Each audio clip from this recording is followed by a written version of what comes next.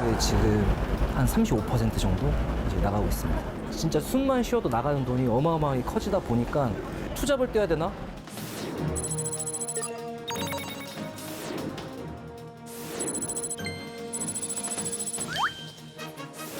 삼단계 스페이스 DSR 도입이 이미 여러 번 예고되어서 집을 미리 산 사람도 많은데요. 막판 수요가 몰릴 가능성은 있습니다.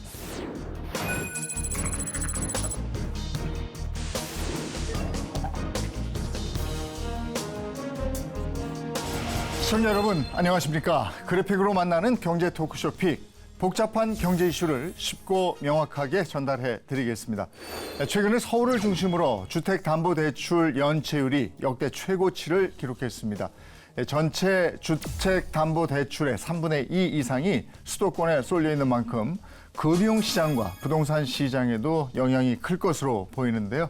주택담보대출의 리스크가 우리 경제에 미치는 영향부터 내 집 마련을 위해서 알아둬야 할 정부의 정책까지 관련한 궁금증들을 낱낱이 분석해 드리겠습니다. 경제 토크쇼 픽 시작합니다.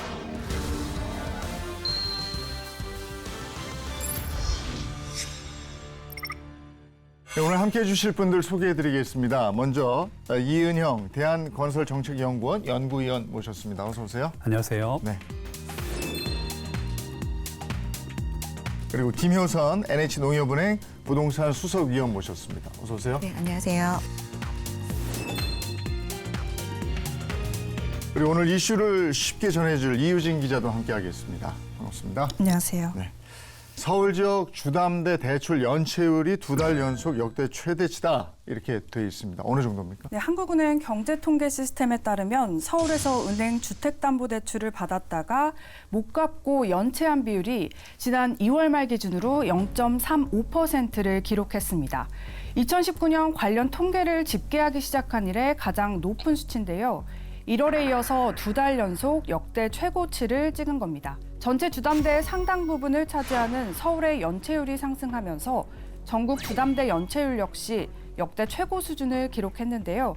영끌로 대출을 받았던 이들이 한계에 다다랐다는 분석이 나오고 있습니다. 네, 이렇게 연체를 못 버티고 경매로 넘어가는 아파트도 많아졌다는 건데 실제로 시장 상황은 어떻습니까? 네, 단순히 연체율이 올랐다는 것 이상의 심각한 상황이라고 볼 수 있을 것 같습니다. 보통 연체율은 외곽 지역이나 비수요 지역 위주로 먼저 올라가는데 최근에는 서울과 수도권 외곽 지역까지 연체율이 동반 상승하고 있고요. 특히 소형 아파트나 갭 투자가 많았던 지역의 이자 부담 때문에 고금리 대출자들 중심으로 연체가 급격하게 늘어나고 있습니다. 그래서 이런 부분들이 경매로 전환되는 사례가 굉장히 많이 지금 생기고 있고요.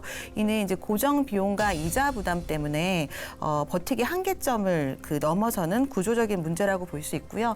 부동산 시장 침체랑 금융 리스크가 교차하고 있는 그런 문제점 때문에 시작된 것이라고 보고 있습니다. 주담대 연체율이 급등한 이유가 뭐예요?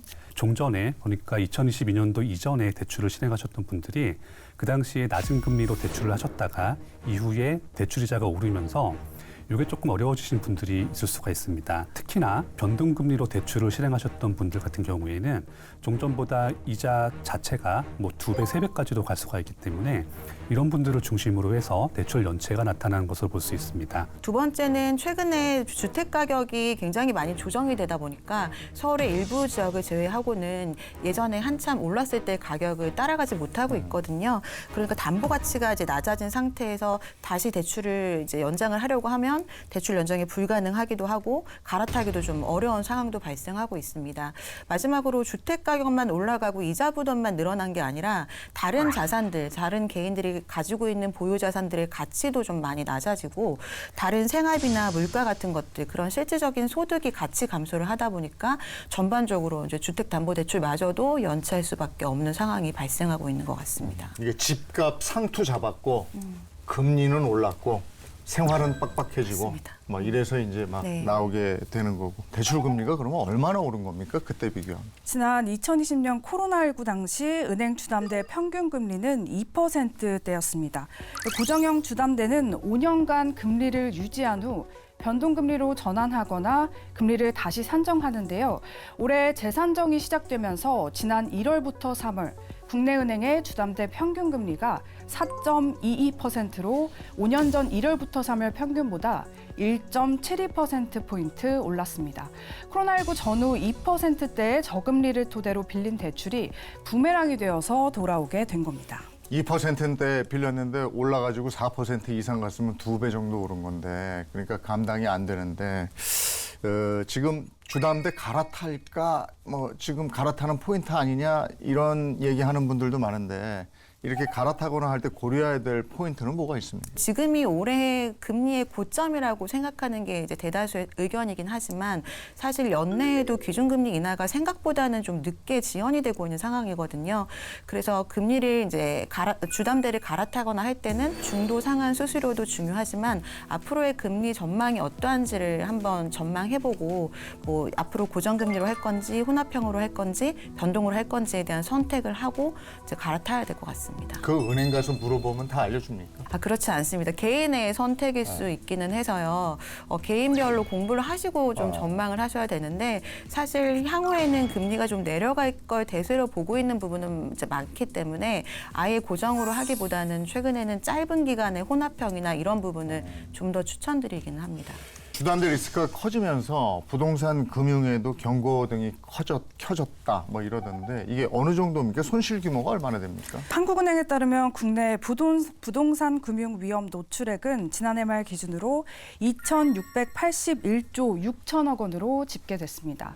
이 중 가계 부동산 대출은 1,309조 5천억 원으로 직전 연도 대비 3.6% 증가했는데요. 가계부동산 대출에서 대부분을 차지하는 주택담보대출은 2022년을 기점으로 1,000조 원을 돌파한 이래 상승세가 꺾이지 않았습니다. 이 기간 금융권의 가계부채 잔액은 1,668조 6천억 원으로 집계됐는데요. 이 중 주담대 대출은 1,062조 2천억 원으로 전체 60%에 달합니다. 수년간 이어진 저금리 기조에서 부동산 시장으로 흐른 가계자금의 대부분이 은행 등 금융사의 돈이었다는 얘기입니다. 이게 다 이렇게 연계가 돼 있어서 부동산 시장이 어려워지면 우리 금융권도 흔들릴 수밖에 없는 구조인데 주담대 연체율이 상승하면 이게 우리 경제에는 어떤 영향을 미칩니까? 네, 우선 그 대출을 실행했던 금융기관들은 원금을 회수하지 못할 가능성이 높아집니다. 그리고 부동산 시장은 지역에 따라서는 거래가 위축되거나 가격이 조정된다거나 이런 부분들은 발생할 수 있고요. 그리고 이런 것들이 전반적으로는 우리 경제에 소비 위축이라든가 이런 식으로 영향을 끼칠 수는 있습니다.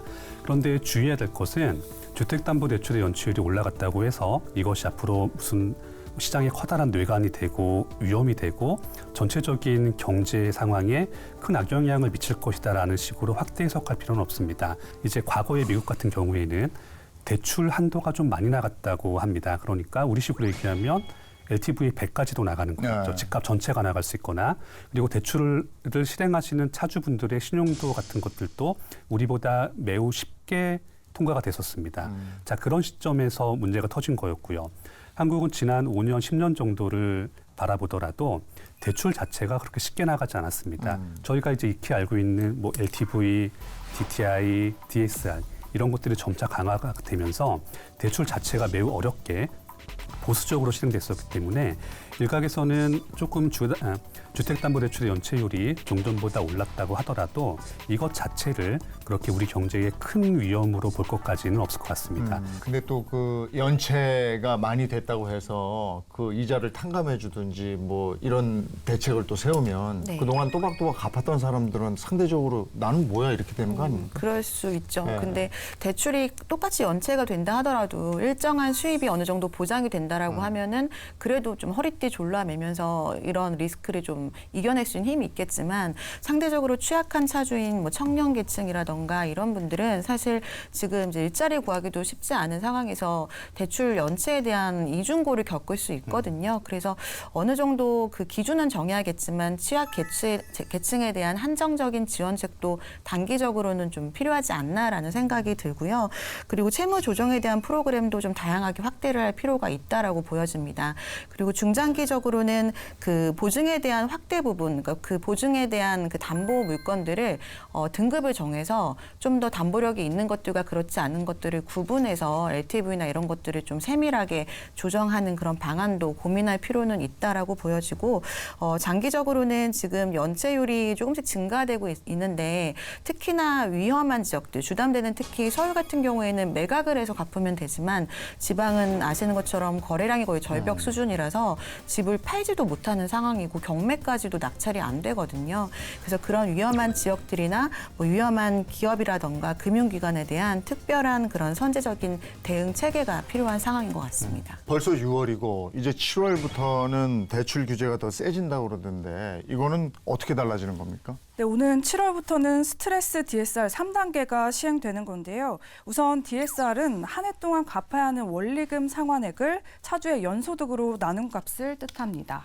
스트레스 DSR은 실제 금리의 일정 수준의 가상금리를 더해서 DSR을 산정하는 방식으로 대출 문턱을 높이는 제도인데요. 수도권은 스트레스 DSR 가상금리가 현행 1.2%포인트에서 1.5%포인트로 오르는 반면 지방의 스트레스 DSR 금리 수준은 현재와 같은 0.75%포인트가 유지됩니다. 이로 인해서 수도권에 집을 사려는 차주는 상품 유형에 따라 대출 한도가 지금보다 줄어드는데요. 연봉 1억 원의 차주라면 최대 3,300만 원, 연봉 5천만 원의 차주라면 최대 1,700만 원이 줄어들게 되는 겁니다. 비수도권에 집을 사려고 대출을 받는 차주는 최소한 연말까지는 현재와 같은 수준으로 돈을 빌릴 수 있는데요. 이후 새 정부 방침에 따라서 지방에 대한 대출 규제 유예 조치는 내년 이후로 연장될 가능성이 있습니다. 네, 이렇다 보니까 이제 7월 전에 대출 받으려는 수요가 몰리고 있다고 들었는데 은행은 지금 어떻게 반응하고 있습니까? DSR 적용 방식이 바뀌었으니까 거기에 대한 시스템 대응 체계를 마련하고 있고요. 그리고 몰릴 수 있는 수요에 대비해서 여러 가지 마케팅에 대한 그런 대응에 나서고 있기도 합니다. 그렇지만 반면 최근 2년 동안 계속해서 상반기 여름까지 수요가 몰렸다가 하반기 때는 금융에 대한 규제가 강화되는 시기 반복이 됐었거든요. 그래서 그 한도에 대한 것들을 좀 미리 조절하고자 오히려 조금 방어하면서 보수적인 스탠스를 유지하고 있는 곳 들도 있습니다. 이게 한 10월쯤에 집 사야지 하고 계획 세웠던 분들이 7월에 딱 올린다고 그러니까 난 어떻게 하고 이런 실소유자들이 와서 대출 받고 뭐 이러는 겁니까 지금? 네, 맞습니다. 일반적으로 그렇다고 보시면 맞습니다. 사실 국내 금융기관에서는 이런 식으로 특정 시점에 대출 수요가 집중되는 것이 사실 흔하게 있습니다. 뭐 대표적인 것이 연말이 되면 그 당해 연도에 대출 한도가 소진되기 직전에 빨리 대출하시려는 분들이 몰리고요. 여기서 주의해야 될 것은 이런 식의 조그만 대출 규제가 발생한다고 해서 본래 집을 살 생각이 없던 분들이 빨리 집을 사려고 계약을 하지는 않는다는 겁니다.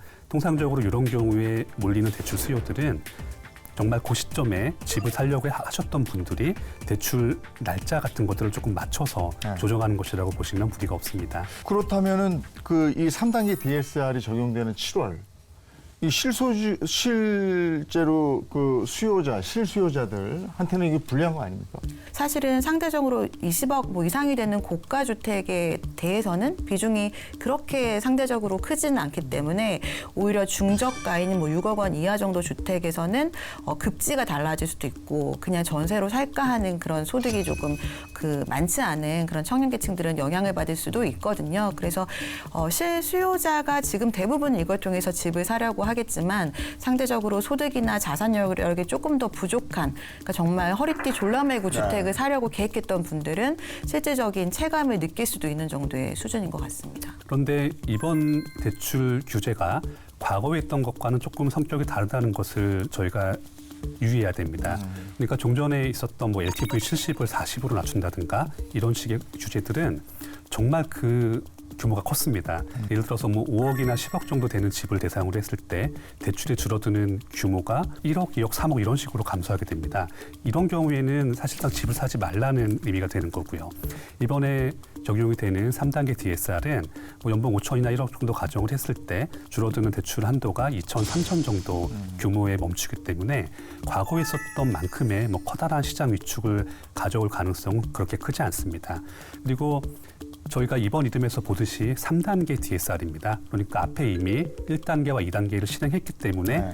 조금씩 대출 한도를 조여왔다는 것이지 이것을 만약에 한 번에 실행했다고 하면 시장 여파가 크겠지만 저희가 이미 1단계와 2단계에 어느 정도 적응이 된 상태이기 때문에 3단계가 적용된다고 하더라도 아마 짧은 시간 내에 적응하고 통상적인 생활 패턴으로 돌아갈 가능성이 높다고 볼 수 있습니다. 그럼 7월 이후에 내 집 마련을 하려는 분들은 대출을 하게 될 때 금리 유형은 어떤 게 유리할까요? 통상적으로는 고정형 금리가 변동형 금리보다 이자 부담이 살짝 좀 낮기는 합니다.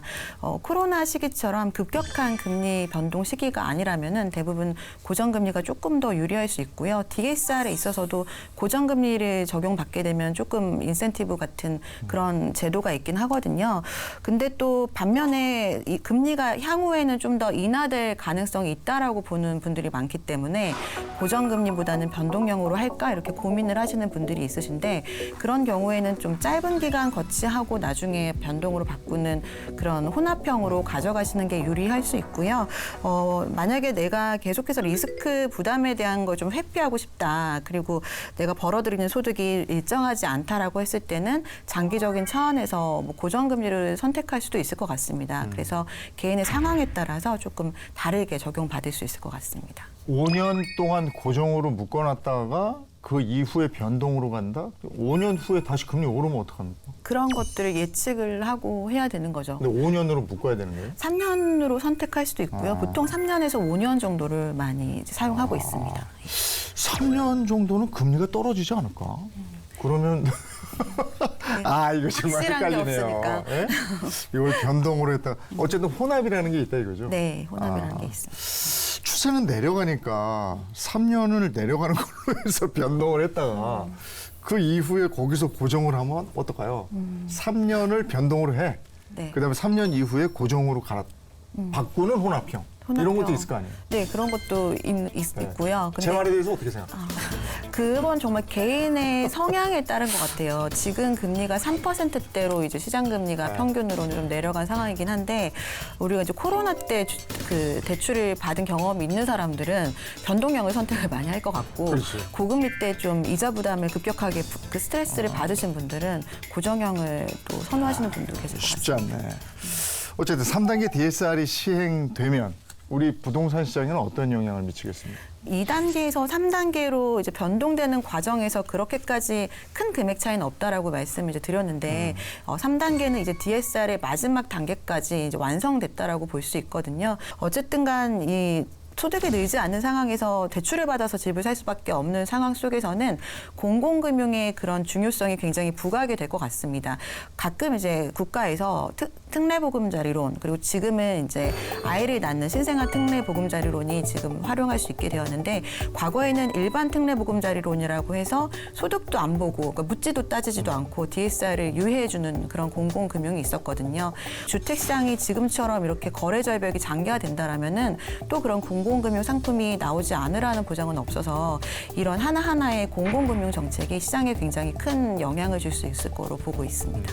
이게 집을 한번 계약해 보시는 분들은 금방 아실 겁니다. 이게 집 금액 자체가 크다면 뭐 2천만 원, 3천만 원이 그렇게 크게 느껴지진 않지만 이제 집의 매매 가격 자체가 낮아지게 되면 예를 들어서 뭐 5억 이하다 이런 식으로 가게 되면 3천만 원이 의외로 크게 걸립니다. 그 때문에 이런 식의 주택 가격 구간대에서는 아무래도 대출 규제의 체감 정도가 좀 더 높아질 것으로 볼 수 있습니다. 근데 그분들이 어려워지면 안 되는 거잖아요. 네, 맞습니다. 근데 이런 거 왜 했을까요? 이제 양면성이 있는 내용입니다. 그러니까 이제 소득이나 자산 정도가 아주 크지 않은 분들 같은 경우에는 또 거기서 약간 변동이 발생을 하면 이제 거기서 또 어떤 원리금을 상환한다던가 하실 때 좀 문제가 발생할 수가 있습니다. 그 때문에 오히려 이게 좀 역설적이지만 오히려 소득이 많고 자산이 풍부하신 분들에 비해서 상대적으로 소득이나 자산력이 좀 낮으신 분들이 좀 더 안정성 관리에 대상이 되는 상황이라고 보시면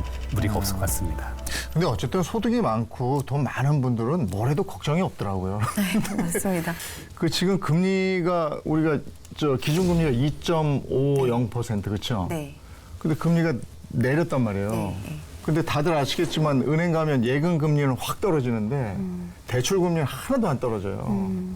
이거 왜 그런 거고 이런 이 금리 하락 이런 게 시장에는 어떤 영향을 미치는지요? 2.75에서 2.5로 이제 0.25% 정도 이제 인하한 상황인데 기준금리에 따라서 사실 대출금리가 연동해서 가지는 않더라고요. 작년 7월 같은 경우, 작년 7, 8월이 서울 일부 지역은 정말 뜨거웠던 시장이었는데 작년 7월에는 기준금리와 대출금리가 평균금리는 동일했습니다. 그러니까 전혀 차이 나지 않는 3.5 정도였고 8월에는 이제 기준금리보다 시장금리, 그러니까 대출금리가 0.1 정도 더 높은 수준이 3.6 정도였는데 그게 이제 여러 가지 부채가 증가되고 주택시장 일부 지역만 과열되는 현상이 있다 보니 작년 10월부터 기준금리는 인하했음에도 대출금리가 굉장히 급격하게 인상이 됐었거든요. 그래서 작년 10월부터 이제 올해 초까지는 그래도 가계부채가 크게 늘지 않고 주택가격도 주택시장도 거래가 좀 비활성화 됐었는데 올해 또 이제 3월 정도 토지거래 허가구역과 맞물려서 서울의 일부 지역들이 이제 빚내서 집 사는 경우들이 생기기 시작했잖아요. 근데 어쨌든 이후에는 전국적으로 시장이 좀 안정화됐다라고 판단해서인지 지난 이제 4월, 5월부터는 이제 대출금리가 조금씩 인하되고 있는 상황입니다. 그렇지만 지금도 그 대출금리의 평균이 3.85 정도더라고요. 그러니까 기준금리랑은 1.35 정도 차이가 나는데 보통 장기 평균을 봤을 때는 1.5에서 1.7 정도 차이가 납니다. 그러니까 이게 지금 그렇게까지 대출금리가 기준금리에 비해서 높은 수준은 아니라고 보여지긴 하고요. 앞으로 기준금리가 뭐 하반기에 한두 차례 더 인하될 가능성이 높다라는 이제 얘기를 하고 있던데 그렇게 되면 동반해서 같이 좀 인하될 여지는 있지 않을까라고 보여집니다. 최근에 정부가 또 지분형 주담대 도입을 검토 중이라고 들었는데 구체적으로 이건 어떤 제도예요? 네, 지분형 주담대는 주택을 공동으로 소유하는 주택담보대출을 뜻하는데요. 개인이 주택을 구매할 때 전체 매입 금액 중 일부만 부담하고 나머지는 정책금융기관이 지분투자 형식으로 참여해서 공동 소유하는 구조입니다. 예를 들어 자기 자본 10%, 대출 40%, 주택금융공사 지분 50%로 구성되는 방식인데요. 이를 최대한 활용하면 1억 8천만 원으로 10억 원짜리 집을 살 수 있는 겁니다. 구매자는 공동 소유자인 주금공에 사용료를 내는 방식으로 거주하는 건데요. 계약 이후에도 여윳돈이 생길 때마다 주택 소유 지분을 늘릴 수 있는 옵션도 생깁니다. 시세 차익은 지분대로 이뤄지는데요. 예를 들어 집값이 2억 원 오른다면 주금공과 차주가 보유 지분대로 1억 원씩 나눠 가지게 됩니다. 반대로 집값이 떨어질 경우에는 주금공이 손실을 모두 떠안게 되는데요. 차주를 최대한 보호하려는 주택금융의 공적 기능에 방점을 둔 셈입니다. 지금 얘기 들어보면 이거 좋네요. 저도 좋은 것 같습니다. 1억 8천만 원 가지고 10억짜리 집이 내게 되는 거예요. 그리고 손실을 보면은 이거는 주금공에서 떠안고 올라가면은 서로 나누고 이익은. 이거 좋은데? 이거 기대되는 효과하고 우려되는 점하고 좀 분리해서 생각해 볼까요?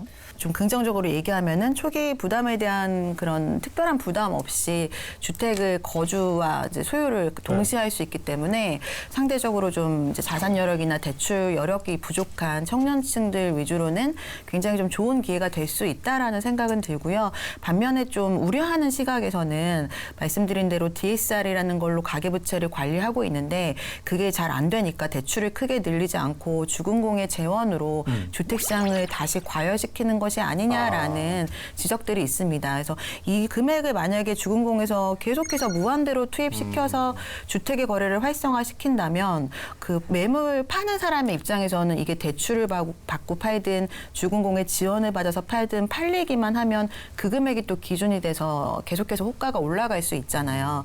그래서 아직까지는 구체적인 기준이나 이런 것들이 나온 상황은 아닙니다. 그래서 대상이 어떠한지, 그리고 대상되는 주택은 어떠한지, 그리고 주금공의 재원 마련은 어떻게 할 거고 거기에 대한 뭐 한계점이나 이런 것들은 어떻게 기준 설정을 할 건지 이런 것들이 좀 명확하게 나와야 좀 더 여기에 대한 판단을 할 수 있을 것 같아서 사실은 좀 아쉬운 부분은 그런 것들이 확실히 된 상태에서 좀 발표를 했어야 되지 않나라는 생각은 들어요. 굉장히 지금은 비판적인 목소리가 좀 더 많은 상황인 것 같기는 해서요. 소위 얘기해서 네. 일단 질렀군요. 구체적인 계획은 나중에 이제 발표가 될 예정입니다. 근데 이제 재원 같은 거는 우리 세금도 좀 들어갈 것도 네. 같고, 그죠? 네. 그런데 여기에 대해서는 저희가 하나 봐야 되는 것이 사실 이런 제도가 조금 무리해 보이긴 하지만 그래도 이것 때문에 시장이 뒤흔들릴 가능성은 그렇게 크지 않다는 겁니다. 자, 저희가 지금까지 익히 보아온 것처럼 최근 1년, 2년 정도만 보더라도 대출에 대해서는 규제가 많이 들어갔습니다. 국내 금융시장에서요. 이걸 무조건 대출해 줄 리가 없습니다. 그러니까 뭐 그 이름을 이자라고 하든 사용료라고 하든 어쨌든 대출을 실행한 사람이 있다면 매달 갚아나가야 되는 원리금이 있을 텐데 10억이나 6억이라는 금액에 대해서 80%, 90%라는 금액은 매우 큰 금액입니다. 여기에 대해서 매월 원리금을 산정한다고 하면 대출 한도는 어느 정도 키워주더라도 이걸 누구나 가져갈 수는 없습니다. 기금 자체가 무한하지 않습니다. 그러니까 어느 정도 한정된 예산을 가지고 지원을 하는 것이기 때문에 아무나 신청한다고 해서 누구에게나 줄 수 있는 내용이 될까라고 생각을 했을 때는 그렇지 않을 겁니다. 이 제도가 그럼 실행이 될 것인가 이게 또 궁금해지는데 시범 사업을 한번 할 거 아닙니까? 근데 지분형 주담대 시범 사업과 관련해서 한국은행은 출자를 검토해 본 적이 없다 이렇게 선을 그었는데 그러면 실현 가능성에 대해서 어떻게 생각하십니까? 이게 한국은행과도 공감대가 형성되지 않았다라는 하나의 단편적인 발언일 수는 있기 때문에 금융기관과 이제 공적인 이런 기금과 어떤 공감대를 먼저 형성하고 나서 이런 거에 대한 계획이 있어야 되지 않나라는 그런 순서의 문제가 좀 있을 수 있고 그러니까 국민들의 공감대도 아직까지는 얻지 못하고 있는 상황으로 보여집니다. 그래서 여기에 대해서 좀 입장 정리를 한 후에 실행 가능성 여부가 좀 판단이 될 것 같고요. 반면에 지금 지방이나 이런 쪽의 미분양 문제 그리고 임대주택이 부족해서 서울이나 수도권의 그런 전월세 가격이 계속해서 상승하는 문제들을 정부에서 많은 정책을 냈지만 해결하지 못하고 있거든요. 그런 게 이제 수요가 부족하고 지방은 그리고 서울 도심권 같은 경우에는 공공임대주택을 지금 할 그런 집이 없기 때문인데 그런 것들을 해결해 줄 수 있는 하나의 제도가 될 수 있을 것 같기는 해요. 그래서 이런 제도들을 좀 잘 정리를 해서 꼭 필요한 지역과 필요한 사람들에게 좋은 방향으로 사용될 수 있도록 그런 시범 사업을 좀 잘 계획을 세웠으면 좋겠다라는 바람입니다. 사실 이 지분형 주담대를 하는 것이 한국은행의 기능인가라고 봤을 때는 조금 맞지 않는 부분이 있습니다. 그 때문에 여기서는 자금 지원의 역할을 주택금융공사가 담당하는 것이고요. 어디까지나 한국은행은 이러한 새로운 제도에 대해서 뭐 검토하거나 한번 제안해 보겠다 이 정도 역할에 그치는 것이 맞습니다. 향후의 주담대 전반과 그다음에 향후의 주택 동향 이건 어떻게 보십니까? 우리가 대출 받아서 보통 집을 살 수밖에 없는데 그걸 고민할 때는 두 가지잖아요. 대출이 얼마 나오냐, 그리고 한 달에 내가 이자 얼마 내느냐. 이 두 가지를 좀 이제 고민해보고 그 금액대를 정해서 그 지역의 주택들을 이제 임장을 다니고 매입을 하시는 그런 순서가 될 텐데 하반기 때는 이제 금리 인하가 지금 좀 더 예상이 많이 되고 있어서 이 부분은 이자 부담을 낮추는 게 될 테고 또 DSR이 강화가 7월부터 되니까 그거는 대출 받을 수 있는 금액을 좀 낮추는 건데 사실 지금 5월에 지금 기준금리가 0.25 정도 내렸잖아요. 네. 그리고 7월에 올라가는 가상금리는 0.3이고 하반기 때 뭐 한 차례만 한 번 더 기준금리가 내리면은 합쳐서 이제 0.5 정도가 기준금리가 내려가는 게 되거든요. 그럼 거기에 어느 정도는 연동해서 대출금리가 정해질 텐데 그럼 사실 7월에 올라가게 되는 가상금리가 거의 이제 비슷한 수준이 되는 거거든요. 그래서 대출 가는 금액이 거의 수도권도 큰 영향이 없다라는 결론이 나오긴 합니다. 근데 한 달에 내는 그 이자에 가상금리가 들어가는 건 아니거든요. 이자 부담은 대출금리에 따라 결정되는 거라서 대출 금액은 빌릴 수 있는 금액은 유사한데 이자 부담은 조금 하반기 때 적어질 수 있는 거라는 결론이 나옵니다. 그리고 정책적으로도 이제 대선이 끝났으니까 어느 정도 부동산 정책의 방향성이 확실해지게 되면은 이제 사람들이 결정할 수 있는 기준이 생기거든요. 그동안 관망하고 있던 매수 심리들의 가장 큰 이유가 불확실성이잖아요. 자산 시장에 그게 가장 위험한 거기 때문에 그게 어느 정도 해지된 상태에서 금리나 이런 것들이 결정되면은 지금까지 미루고 있던 주택 매입을 또 하려는 그런 실질적인 수요가 늘어난다라는 예상을 좀 할 수가 있습니다. 지금은 서울의 일부 지역들 가장 입지가 좀 몇 개의 지역만 굉장히 주택 가격이 강세를 지금 보이고 있는데 문제는 전월세도 같이 가격이 오르고 금리도 똑같이 전월세 시장에도 영향을 미치기 때문에 하반기 때는 거기서 좀 더 확산된 지역까지도 주택 거래가 늘어날 가능성이 높다라고 저는 보고 있습니다. 지금 이런 상황에서 실수요자들 이를테면 처음으로 집을 사는 사람도 있을 거고 내가 가지고 있는 집이 한 채 있는데 요거를 상급지로 좀 옮기고 싶은 사람들도 있을 거고 두 채 이상은 우리가 얘기하지 말자고요. 그들만의 세계가 있는 거니까. 이런 분들은 뭘 염두에 둬야 될까요? 2022년도에 미국 연준이 기준금리를 급등하기 시작했던 것도 본래대로였다면 그 시점이 1년이나 2년 정도 뒤에 있었어야 됩니다. 하지만 시장 예상보다 빠르게 그런 일들이 벌어졌었기 때문에 그때 대출을 너무 무리하게 하셨던 분들 중에서 지금 좀 문제가 되신 분들이 있습니다. 같이 얘기했던 주택담보대출의 연체율에 해당하시는 분들이 대부분 그런 분들이실 겁니다. 그 때문에 본인이 사시는 실거주 주택에 대한 수요는 정말 중요하고 어느 시점에서는 그 매수에 대한 판단을 하셔야 되지만 그렇더라고 하더라도 너무 크게 대출을 가져가시거나 또는 급작스러운 상황이 발생했을 때 어떠한 지원책들, 뭐 대표적인 것이 부모님이나 뭐 형제자매들이 조금 도와줄 수 있다던가 이런 여건들이 전혀 없을 때는 그런 선택을 하실 때 조금 보수적으로 접근하시는 것이 가장 중요합니다. 최근에는 주택 가격에 가치에 영향을 주는 많은 요건 중에 입지랑 신축 그리고 조망권이 가장 각광을 받고 있어서 거기에 대한 가치가 가격에 굉장히 많이 반영이 되어 있는 상황이라 반대로 말하면은 이게 조금 떨어지면은 저평가되는 주택들도 있을 수 있습니다. 그래서 이 모든 요건을 갖춘 주택이 사실 가장 선호도가 높기 때문에 주택 가격이 오를 가능성도 크고 나중에 이제 매입을 할 때 환금성도 좋겠지만 굉장히 비싸잖아요. 그래서 그 정도 여력이 되지 않는다면은 이 세 가지 중에 한 가지가 조금 떨어지는 지역 중에 잘 찾아보시면 분명히 저평가된 주택들을 찾을 수 있을 거라고 생각이 됩니다. 아직까지는 주택 시장이 거래가 좀 많이 활성화되어 있지 않은 편이라서 지금 시점에 매입을 하는 것도 가격 측면에서 나쁘지 않다라고 판단돼서 좀 많이 공부하시고 신중하게 선택하시면 좋을 것 같습니다. 부동산은 너무 많이 오르는 것도 그렇다고 또 떨어지는 것도 다 원치 않잖아요. 네. 그래서 주담대와 부동산 시장 안정을 위해서 뭐 정부랑 금융권이 보완돼야 될 거 이런 건 뭐가 있다고 보십니까? 시장의 안정성을 높이는 것과 집값을 잡겠다는 내용은 사실 대출을 조이면 되는 거기 때문에 같은 방향입니다. 그런데 이 반대 방향에는 시장 거래를 활성화한다던가 아니면 시장 원칙에 따른다는 내용들이 또 존재하고 있습니다. 그 때문에 정책 방향을 인위적으로 시장을 규제하는 쪽으로 가는 것이 아니라 그때그때 상황에 맞춰서 좀 더 유연하게 조정했으면 좋겠습니다. 일단은 정책의 일관성을 유지할 필요가 있는 것 같습니다. 우리나라가 이제 정권이 계속해서 요즘에 너무 자주 바뀌다 보니까 정책들이 비슷한 수준으로 바뀌는 게 아니라 굉장히 뭐 상반된 정책들이 펼쳐지고 있거든요.